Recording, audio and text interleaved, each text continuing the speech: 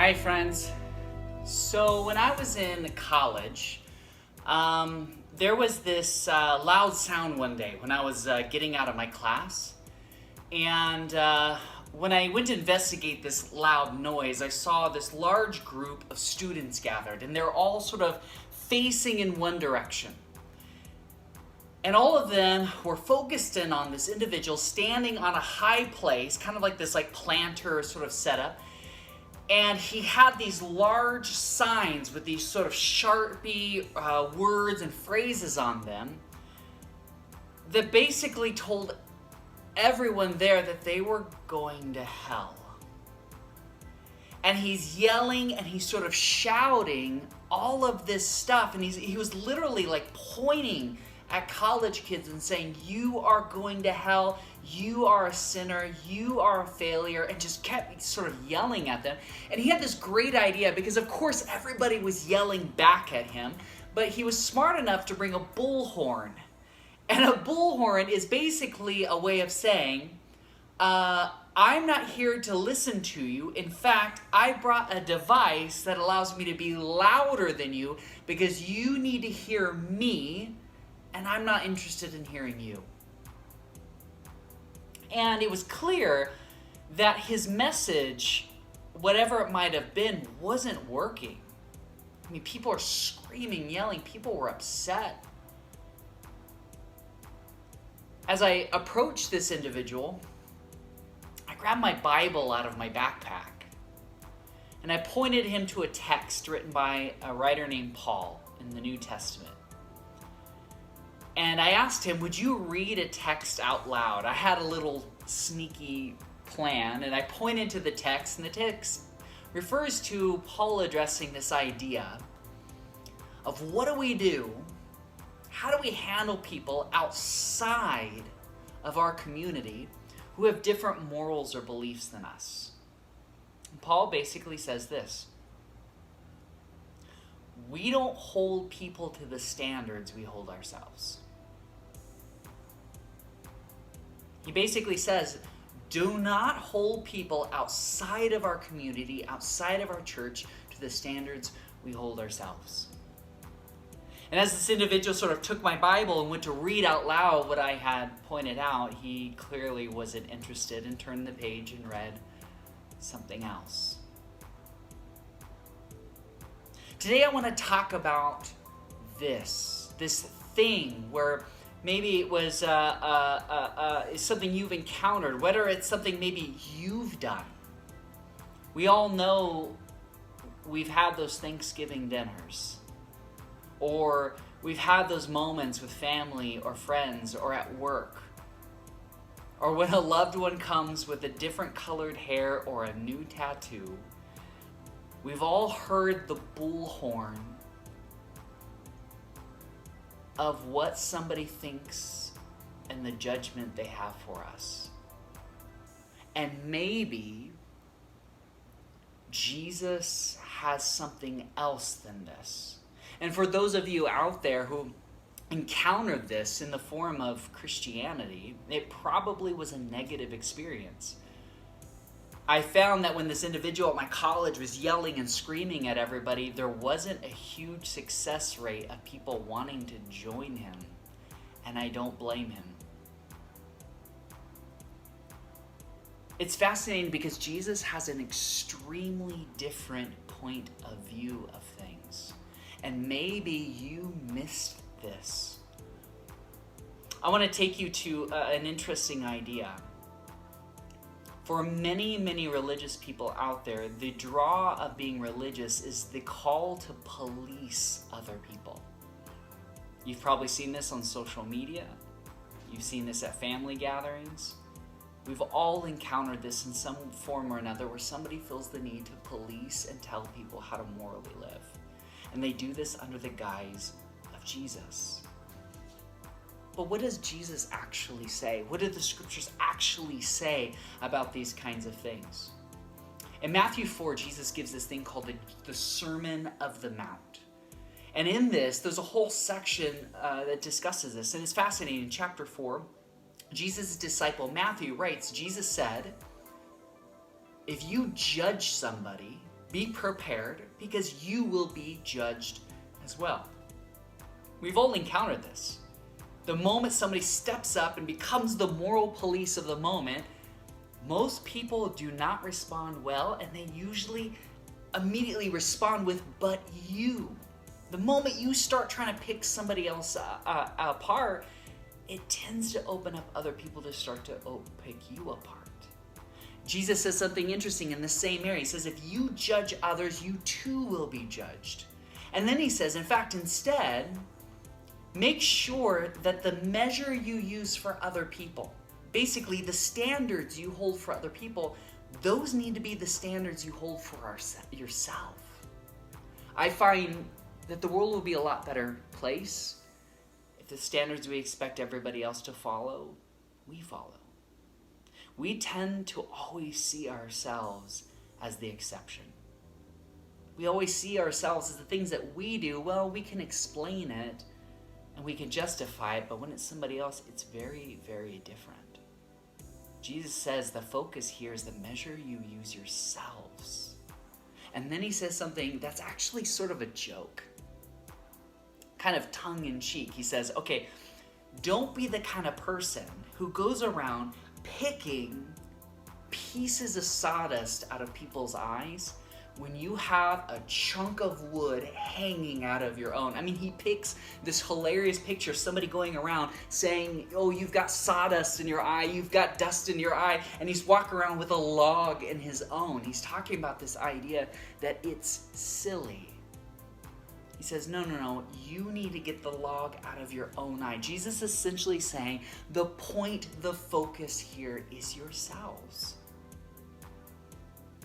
There's another point of view here. Later, Jesus in Matthew chapter 7, he says this very, very interesting thing. He says, do not feed pearls to pigs or animals.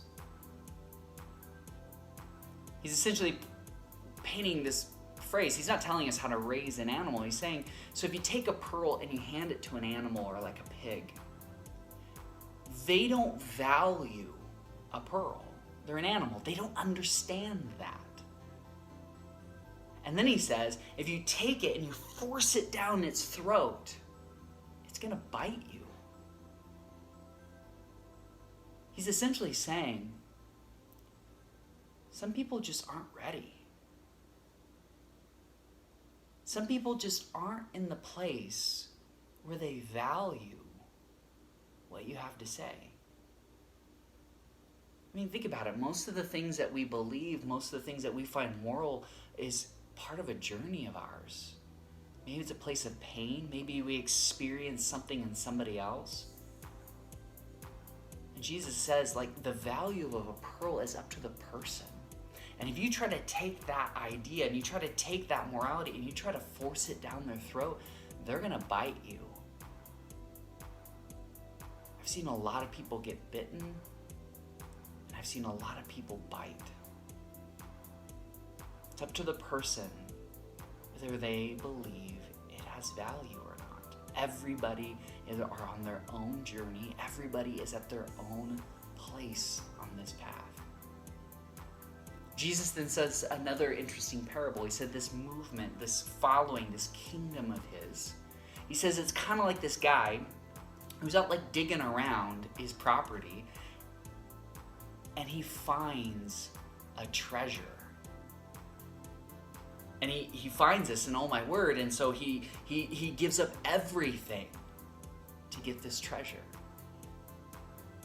And then he also says like this idea of this other person who is out there looking for this great pearl, and they go searching and they find it and they'll give up everything to have it. Strange parable. What Jesus is trying to say is the treasure of the life and the love and the calling of the divine. Some people bump into it on accident, and some people go looking for it. But interesting, in this parable, he never says anybody takes the treasure and forces it on him. We all come to our own realizations of truth. think about yourself. Think about the things that you believe or the truths that you have come to hold on to. There is a moment in time in your life, I'm sure you can think back, whether it was a series of experiences or just some time, or maybe an experience of a friend, there was a point where you yourself made a decision. And just like Jesus says, maybe you bumped into this reality, or maybe you went out looking for it and you actually found it. Jesus says in his kingdom, some people will just bump into it and some people will go out looking for it and they're going to find it. The calling here is the realization that this journey of the divine, this journey of God, the calling of Jesus, all this it's something that we experience. It's not something we force down somebody else. There's another place where Jesus' brother James writes in the book called James in the New Testament in chapter 1, he says, this knowledge, this word, these ideas of Jesus, you need to think about it like a mirror. You think of like a mirror. He says, like when you look in a mirror, you can see yourself and know how you look. If you look in the mirror and you see something odd about yourself, or your hair is messed up or whatever it is, you fix it right then and there. It's for you. It's for you to see yourself. He doesn't say it's a mirror for others. It's not something to take and force into their face. It's a journey for you. There's a theologian known as John Wesley. John Wesley, he had an interesting idea. This word sin that we hear a lot. He says sin is basically like this distortion of who we are. Like what the image of God, what the thing that God made us to be. Sin is the distortion of ourselves. Think about it. We all know that we are capable of so much more in this life. We all know that there's something greater than more money, better looks, more acceptance. We all know that there's something greater than what we currently are choosing to be. And that's okay. So my friends, I want you to know that you can be free of the anxiety of feeling that you are responsible for the morality of the world. So may you be free of the need to police everyone around you. Police people on social media, police people in your family, police people around you. Know that you can be free because everyone around you are on a journey to know, is a pearl a pearl? And when they want that treasure, maybe they'll bump into you someday, or maybe they'll come looking for you. And friends as well, may you be excited when you release yourself from that, the journey ahead of you. Because what could your life look like with a little less greed, a little less anger, a little less deception and manipulation, a little less selfishness? The world needs you. And friends, may you look into the mirror and free yourself from the distortion that is who you are not. Be free, my friends. Grace and peace be with you.